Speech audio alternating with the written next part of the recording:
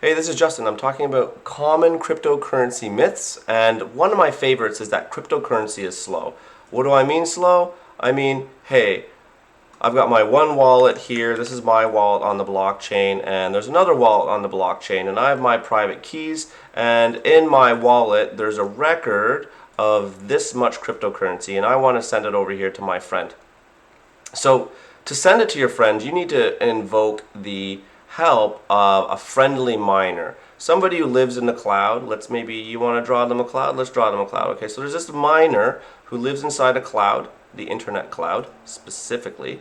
And we want this miner to help us send a transaction, this friendly miner, or this evil miner. It actually doesn't matter if they're friendly or evil, because even if you're evil in crypto land, they can't do anything to mess with you because it's a decentralized protocol. Very nice. Let's not get distracted.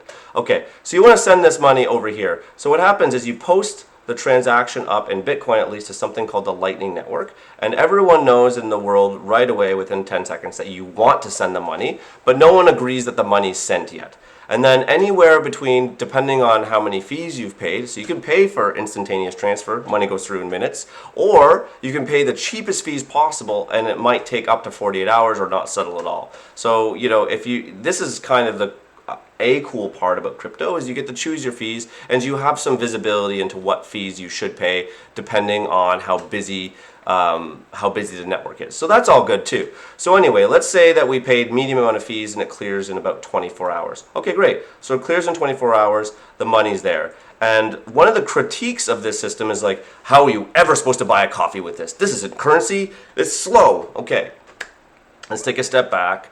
And let's just actually compare this with the current banking standard and use that as a guide. What's going on in the current banking standard that's faster? Because I know when I want to buy a muffin, I walk up to whatever kiosk and I tap some payment and the money appears. Okay, so let's clear crypto land out for a second and let's talk about banking land. Crypto land is small, miner goes away, and let's talk about the happy banking land for a second. Let's imagine that our money, for whatever reason, is blue, and this is real money, whatever real money even means, and it's held in your bank account. And let's say in your checking account, you look here and you say you want to buy a muffin from this person, or let's say we want to buy a square from this person. So you walk into their store and you say, "Hello, sir, ma'am. Hello there. I'd like to buy 1 square, please." And they say, "Okay, that'll be some money." And you say, "Okay, no problem. I'm going to tap my debit." And you tap your debit. Beep. Okay, there's a tap that goes on. Okay, what's going on here with the tap? So what's happening is that you have mysteriously in your checking account, it looks like in your checking account, this money instantaneously moves over here. But it doesn't. What's actually moved over here is the promise of money. And I don't know if any of you have ever had this experience, but sometimes this promise of money doesn't actually come through for various reasons.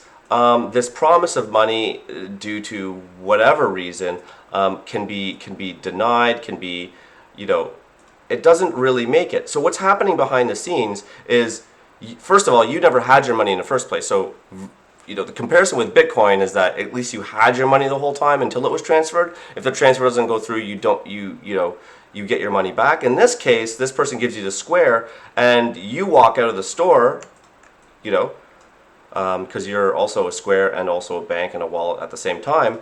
And this person's left with this promise for money. And what happens behind the scenes is that in your bank account, over the next usually 24 to 48 hours, in bulk, some transfers are sent from one bank to another. So this happens with every transaction every day. Banks are always sending whatever money back to each other after hours or on a certain schedule. And this process is extremely inefficient. It has a very high error rate. It has a very high refusal rate. It's subject to the bank's schedules, to holidays, to all sorts of other stuff that's, quite frankly, very broken and expensive. So settlement in regular cash land just has the appearance of being instantaneous, but it's built on a bedrock of completely archaic, manual / some automated / a fragmented a fragmented system. And you'll notice if you cross between countries, these sort of cracks in our financial infrastructure become immediately apparent when you try to walk into one bank and your card doesn't work in this country, but it does work in another country, or it doesn't work in one branch, but it works in another branch, but not this brands of ATM, you start to realize that the picture of the banking industry is false. So this is another false myth. Bitcoin can settle in minutes if you pay extra fees. It settles in 24 to 48 hours if you pay reasonable fees, and that is eons. It's orders of magnitude faster and more efficient than anything any bank has to offer today with native currency. So that's another myth busted, and it's one of my favorites.